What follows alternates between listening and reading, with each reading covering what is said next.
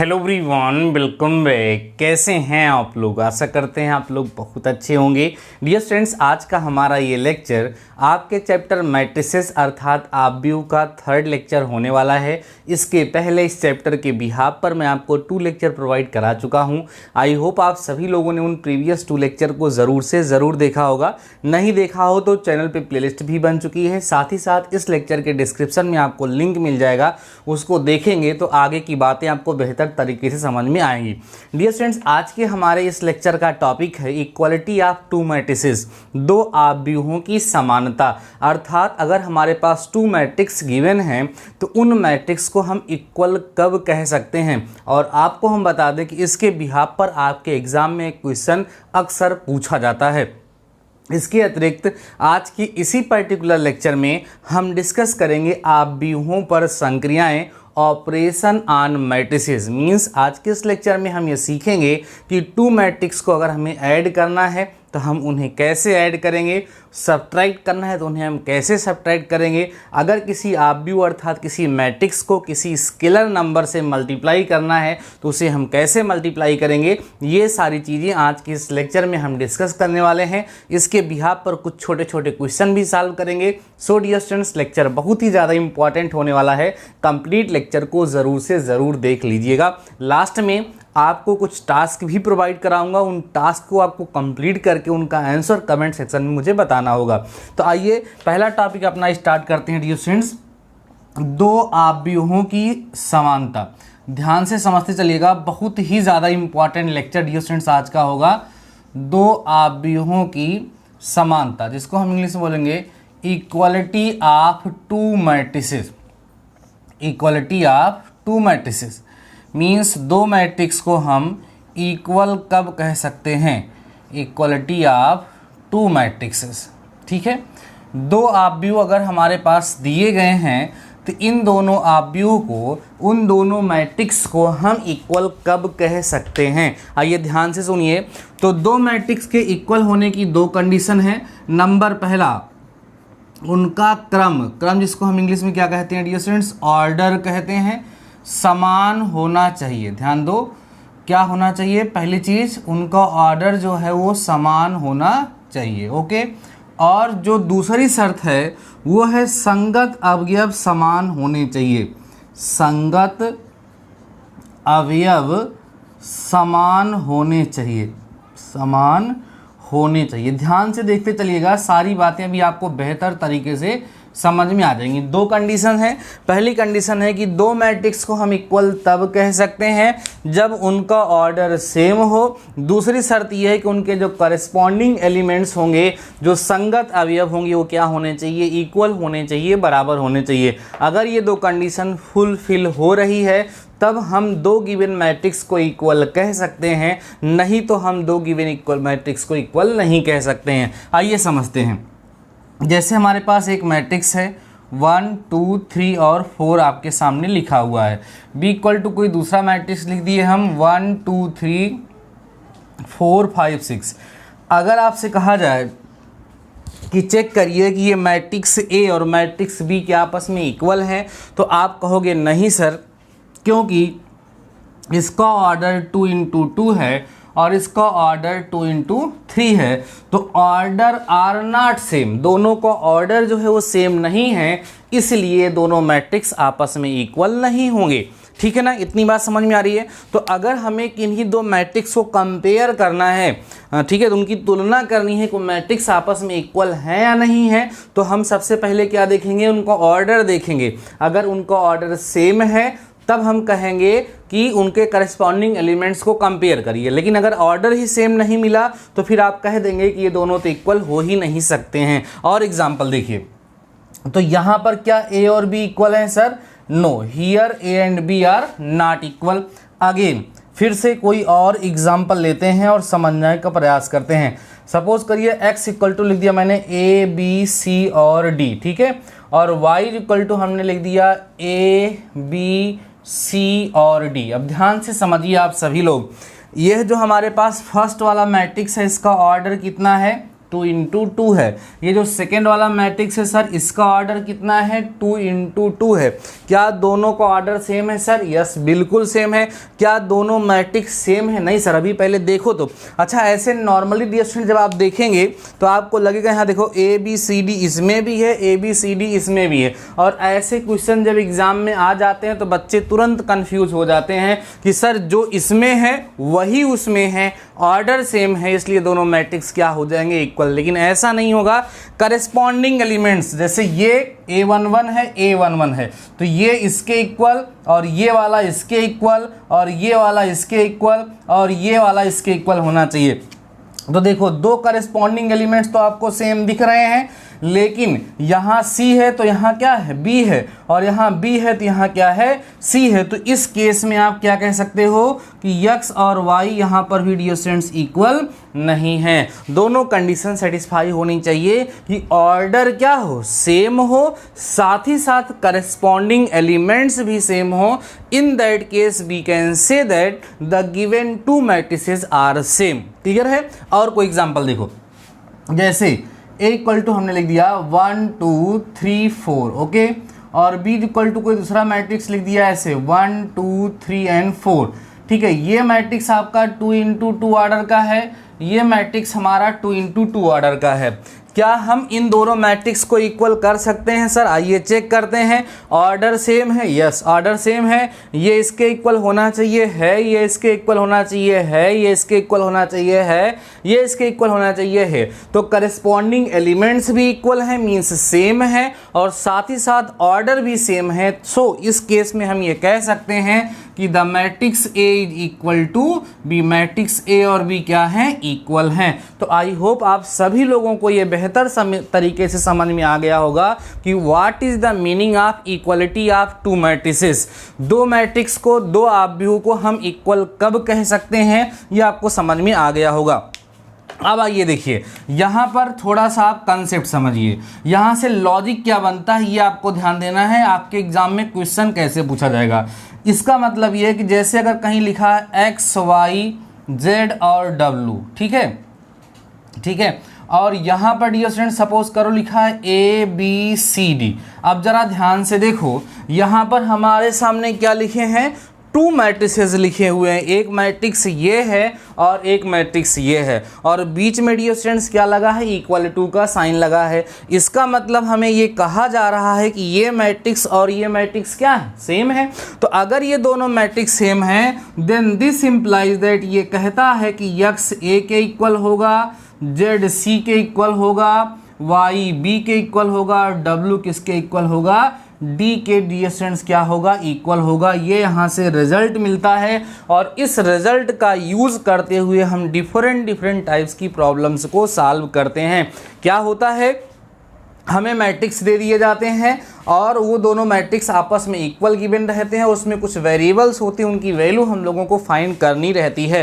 तो आइए समझते हैं। अभी आई होप आपको समझ में आ गया होगा कि दो मैट्रिक्स को हम इक्वल कब कह सकते हैं। ऑर्डर सेम होना चाहिए, करस्पॉन्डिंग एलिमेंट सेम होने चाहिए, अलग अलग सिचुएशन, अलग कंडीशन जो हो सकती है, एवरीथिंग मैंने आप सभी लोगों के साथ शेयर कर दिया है। डियर फ्रेंड्स, एक बात प्यार से आपसे कहना चाहूँगा, अगर आपको लेक्चर पसंद आ रहा है, चीज़ें आपको समझ में आ रही हैं, तो प्लीज़ अपने दोस्तों के साथ एक बार ज़रूर से ज़रूर शेयर करिए। हमारे बहुत सारे स्टूडेंट्स जो है वो इस समय जागृत अवस्था में नहीं है। कुछ लोगों को ये नहीं लग रहा है कि हाँ डीडी मैथमेटिकल सॉल्यूशन पर फिर से क्लास स्टार्ट हो गई है। सो आप सभी लोग ही उन्हें बता सकते हैं। एक बार दबा करके लेक्चर को शेयर कर दीजिए, और लाइक नहीं किए हो तो लाइक कर दो। रेगुलर क्लास आप सभी लोगों की चलेगी, उसमें कोई दिक्कत नहीं है। आइए इसके बिहाफ पर कैसे क्वेश्चंस पूछे जाते हैं वो थोड़ा सा हम आपके साथ डिस्कस करते हैं। जैसे डियर स्टूडेंट्स, हमारे पास एक मैट्रिक्स दे दिया गया XY, ठीक है, यहाँ लिखा गया 5 और यहाँ लिखा गया 4, ठीक है, इज इक्वल टू यहाँ लिखा गया 3, यहाँ लिखा गया 2, यहाँ लिखा गया 5 और यहाँ लिखा गया 4। ये हमारे पास एक मैट्रिक्स है और ये हमारे पास एक मैट्रिक्स है, दोनों मैट्रिक्स आपस में इक्वल दिए गए हैं और आपसे ऐसे लिखा जाएगा इफ, अर्थात यदि ये मैट्रिक्स इस मैट्रिक्स के इक्वल दिया गया है तो हमसे पूछेगा कि x और y की वैल्यू बताओ। तो नहीं बता पाओगे क्या? जाहिर सी बात है यार, जब ये मैट्रिक्स इस मैट्रिक्स के इक्वल दिया गया है तो करस्पॉन्डिंग एलिमेंट्स क्या होने चाहिए? सेम होने चाहिए। तो इससे हमें क्या मिलेगा सर? x इक्वल टू 3 मिल जाएगा और y इक्वल टू क्या मिल जाएगा? 2 मिल जाएगा और ये हमारा क्या होगा? आंसर हो जाएगा। और कोई प्रॉब्लम देखो, जैसे यहाँ लिख दिया गया x प्लस वाई, यहाँ लिख दिया गया x माइनस वाई, यहाँ z लिख दिया गया, यहाँ p लिख दिया गया और यहाँ x plus y equal to 5, x minus y equal to 1 लिख दिया गया, यहाँ 1 और यहाँ 2 लिख दिया गया। अब आपसे कह दिया गया कि भैया x की, y की, z की और p की वैल्यू को फाइंड करिए। ऐसा आपको दिया गया, if this matrix is equal to this then find the value of x, y, z and p। तो ये मैट्रिक्स और ये मैट्रिक्स आपस में इक्वल दिए गए हैं, बराबर दिए गए हैं, इसलिए हम इनको कंपेयर कर सकते हैं। जब कंपेयर करेंगे तो सबसे पहले z की वैल्यू 1 आएगी और p की वैल्यू डियर स्टूडेंट जो आएगी वो कितनी आएगी? 2 आएगी। इसके बाद x प्लस वाई को देखोगे तो 5 आएगा और x माइनस वाई को देखोगे तो 1। इसको इक्वेशन फर्स्ट मान लेंगे, इसको इक्वेशन सेकेंड, दोनों को सॉल्व कर लेंगे एलिमिनेशन मेथड से। इक्वेशन फर्स्ट और सेकेंड को ऐड कर दीजिए तो x plus y equal to dear students कितना है? 5 है और x minus y equal to 1 है। ऐड करोगे कैंसिल, x और x 2x हो गया इज इक्वल टू 6, तो x इज इक्वल टू कितना आ गया? 3 आ गया। x की वैल्यू यहाँ ला करके रख दीजिए, 3 प्लस वाई इक्वल टू 5, तो y इक्वल टू कितना आ गया? 2। फाइनली आपको आंसर मिल जाएगा x is equal to 3, y is equal to 2 और यहाँ से देखो z इज इक्वल टू 1 आया है और p इक्वल टू कितना आया है? 2 आया है।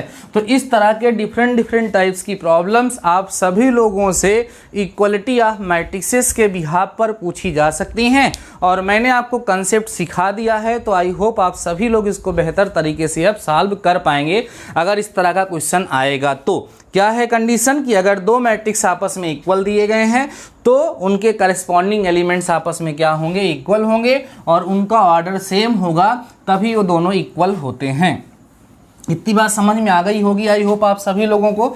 तो इक्वलिटी ऑफ मैट्रिसेस के बिहाफ पर जब कोई क्वेश्चन अभी हम लोग एक्सरसाइज में सॉल्व करेंगे तो आपको बेहतर तरीके से समझ में आएगा। अब अगला टॉपिक हमारा है आव्यूहों पर संक्रियाएं, ऑपरेशन ऑन मैट्रिसेस। ध्यान से चीज़ों को समझते चलना डियर स्टूडेंट, लेक्चर बहुत इंपॉर्टेंट है, ठीक है। क्या है? आव्यूहों पर संक्रियाएं, ठीक है।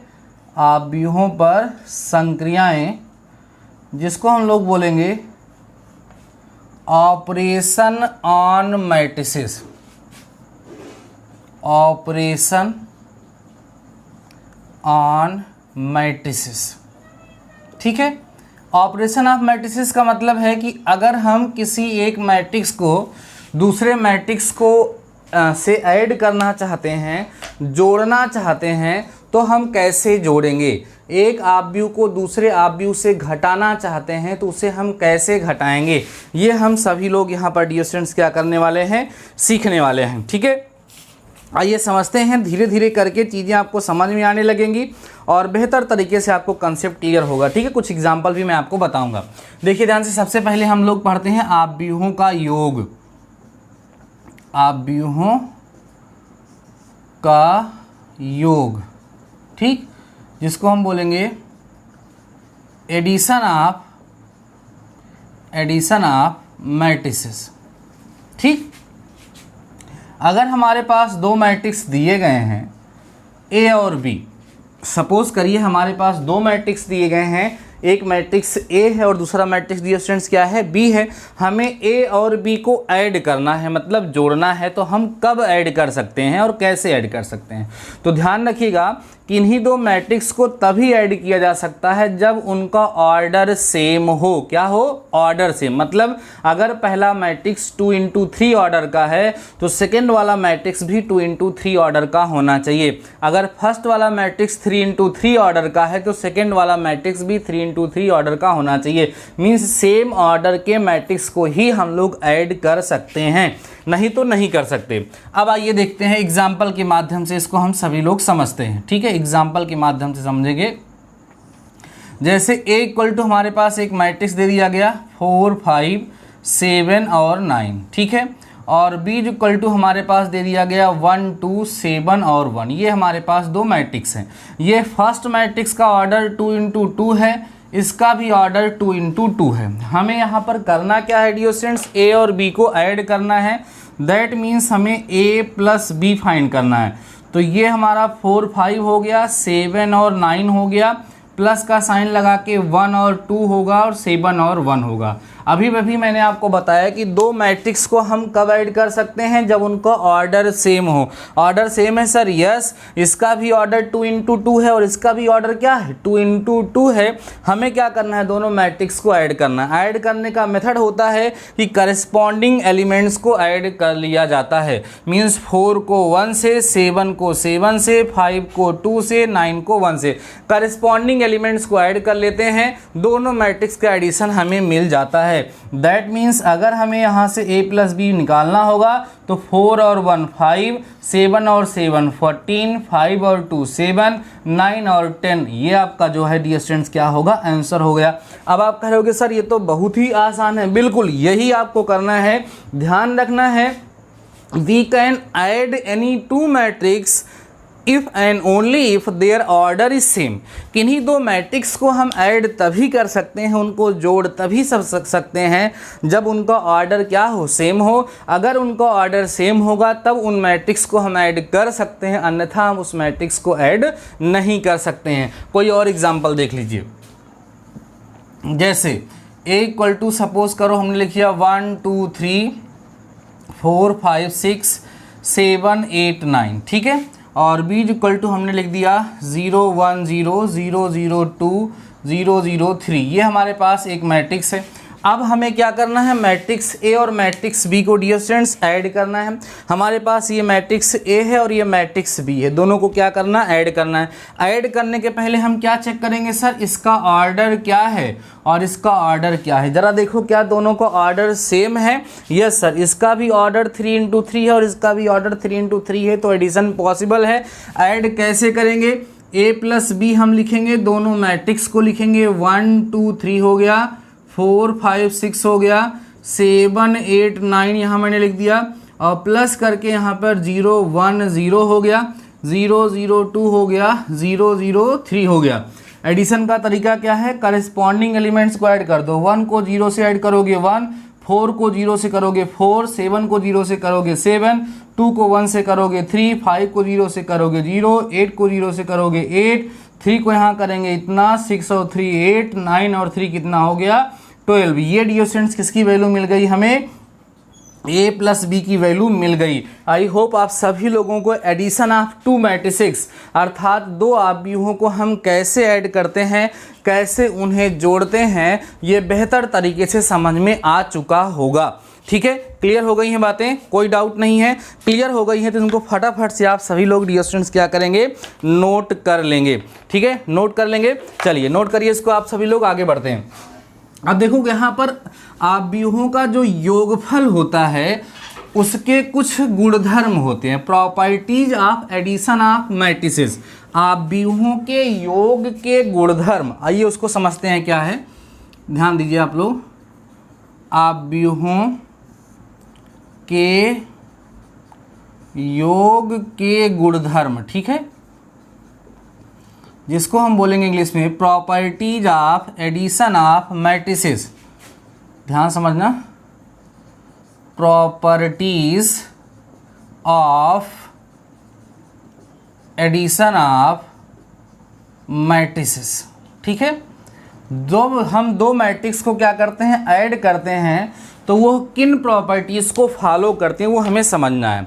तो सबसे पहली चीज़ तो आप ध्यान रखिएगा कि इनका जो योगफल होता है वो क्रम विनिमेय होता है। ठीक है, क्रम विनिमेय को इंग्लिश में हम बोलते हैं कम्यूटेटिव। क्या होगा, कम्यूटेटिव होगा। इसका मतलब क्या है, जैसे अगर हमारे पास कोई मैट्रिक्स A है तो A प्लस B करो या B प्लस A करो, बोथ केस में रिजल्ट हमें क्या मिलेगा, सेम मिलेगा। तो इस चीज़ को हमें ध्यान रखना है कि आव्यूहों का जो योग होता है वो क्या होता है, क्रम विनिमेय होता है, कम्यूटेटिव होता है। दूसरा यहाँ पर होता है साहचर, साहचर जिसको हम बोलते हैं डियर स्टूडेंट्स एसोसिएटिव। एसोसिएटिव इसका मतलब क्या, जैसे 3 मैट्रिक्स को जोड़ना है तो पहले बी और सी को जोड़ो तब ए को जोड़ो, या पहले ए और बी को जोड़ के तब सी को जोड़ो, दोनों केस में रिजल्ट जो आएगा वो क्या आएगा, सेम आएगा। इसको हम लोग क्या बोलते हैं, एसोसिएटिव प्रॉपर्टी के नाम से जानते हैं। तो ये प्रॉपर्टी थी जिनको फॉलो यहाँ पर योगफल जो है करते हैं, अर्थात दो आव्यूहों को अगर जोड़ना है तो आप जिस क्रम में दिया गया है उसी क्रम में जोड़ेंगे या उनका क्रम बदल करके जोड़ेंगे, रिजल्ट जो आएगा वो क्या आएगा, सेम आएगा। इतनी बात आपको समझ में आ गई होगी। तो आव्यूहों का योग समझ में आ गया। अब हम समझते हैं आव्यूहों का अंतर, ठीक है, या आव्यूहों का घटाना।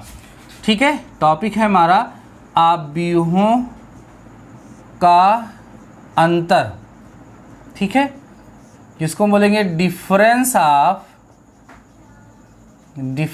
Of matrices. ठीक, अभी अभी आप सभी लोगों को बताया गया कि हम किन्हीं दो मैट्रिक्स को कब ऐड कर सकते हैं, जब उनका ऑर्डर क्या हो डियर स्टूडेंट्स, सेम हो। ऑर्डर सेम होगा तब हम दो मैट्रिक्स को ऐड कर सकते हैं, अन्यथा हम उनको ऐड नहीं कर सकते हैं। ऐड करने का तरीका क्या था, करेस्पॉन्डिंग एलिमेंट्स को हम लोग क्या कर रहे थे, ऐड कर दे रहे थे, और उनका एडिशन हम सभी लोगों को क्या हो रहा था, फाइंड हो जा रहा था। अब हमें ये सीखना है कि अगर हम किन्हीं दो मैट्रिक्स को सब्ट्रैक्ट करना चाहते हैं, घटाना चाहते हैं, तो वहाँ क्या शर्त होगी, तो वहाँ पर भी सेम टू सेम कंडीशन होती है। दो मैट्रिक्स को आप सभी लोग तभी सब्ट्रैक्ट कर सकते हैं, तभी घटा सकते हैं जब उनका ऑर्डर सेम हो। सर घटाने का तरीका क्या होगा, वही तरीका होगा, करेस्पॉन्डिंग एलिमेंट्स को क्या करेंगे, सब्ट्रैक्ट कर देंगे। एग्जाम्पल के माध्यम से बेहतर तरीके से अभी आप सभी लोगों को समझ में आ जाएगा।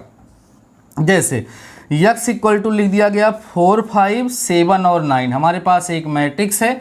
y इक्वल टू आपने लिख दिया 1, 2, 1, 0, ये हमारे पास एक मैट्रिक्स है। What we have to find the difference of x and y, means x minus y find करना है। तो इसका मतलब होगा 4, 5, 7, 9 माइनस 1, 2 और 1 और 0, ये तरीका है। तो कैसे सब्ट्रैक्ट करेंगे, जैसे आप ऐड करते थे वैसे सब्ट्रैक्ट कर दो। जब आप क्या करोगे, यहाँ पर 4 में से 1 सब्ट्रैक्ट करोगे तो कितना आएगा 3, 7 में से 1 सब्ट्रैक्ट करोगे कितना आएगा 6, 5 में से 2 सब्ट्रैक्ट करोगे कितना आएगा 3, 9 में से 0 करोगे तो कितना आ जाएगा 9। और यही डियर स्टूडेंट्स आप सभी लोगों का आंसर हो जाएगा। आप कहोगे सर इतना है जी, बिल्कुल सर इतना है जी। किन्हीं दो मैट्रिक्स को हम ऐड कब कर सकते हैं, जब उनका ऑर्डर सेम हो। सर ऐड कैसे करते हैं, करेस्पॉन्डिंग एलिमेंट्स को ऐड करके। किन्हीं दो मैट्रिक्स को हम सब्ट्रैक्ट कैसे कर सकते हैं, उनको घटा कैसे सकते हैं सर, उनको हम घटा तब सकते हैं जब उनका ऑर्डर सेम हो। घटाने का तरीका क्या होता है, करेस्पॉन्डिंग एलिमेंट्स को सब्ट्रैक्ट कर देना। आइए थोड़ा प्रॉपर्टीज के बारे में सीख लेते हैं। जैसे पहली प्रॉपर्टी अभी हम सभी लोगों ने देखा था, कम्यूटेटिव, है ना, कम्यूटेटिव, जिसके हम लोग क्या कहते हैं, क्रम विनिमय कहते हैं। तो आप ध्यान रखिएगा कि subtraction of matrices is not commutative, that means a minus b does not is equal to b minus a. Similarly दूसरा हम लोगों ने पढ़ा था एसोसिएटिव, जिसको हम लोग साहचर्य बोलते हैं। तो जैसे a minus B minus C equal to a minus B minus C, ऐसा भी नहीं होता है। तो ध्यान रखेंगे आव्यूहों का जो घटाना होता है वो ना तो क्रम विनिमय नियम का पालन करता है और ना ही साहचर्य नियम का पालन करता है, अर्थात वो ना तो कम्यूटेटिव होता है और ना ही क्या होता है, एसोसिएटिव होता है। आई होप आप सभी लोगों को ये समझ में आ चुका होगा। 3 टॉपिक्स अभी तक हम लोगों ने कवर किया। कौन कौन सा, किन्हीं दो मैट्रिक्स को हम इक्वल कब कह सकते हैं, अर्थात दो आव्यूह समान कब कहलाते हैं। दूसरा हम लोगों ने डिस्कस किया कि किन्हीं दो मैट्रिक्स को हम ऐड कब और कैसे करते हैं, किन्हीं दो मैट्रिक्स को सब्ट्रैक्ट कब और कैसे करते हैं। अगला टॉपिक है किसी अदिश आव्यूह का गुणा, या कह सकते हैं आव्यूह में अदिश से गुणा, ठीक है, अदिश से गुणा, ये टॉपिक है हमारा, ठीक है। Product of matrix bye a scalar, multiplication of matrix bye a scalar, ठीक है। ठीक है। इसका मतलब क्या है, जैसे सपोज करो हमारे पास एक मैट्रिक्स दिया है, 2 है, 4 है, 5 है और 7 है, ठीक। ये हमारे पास मैट्रिक्स है।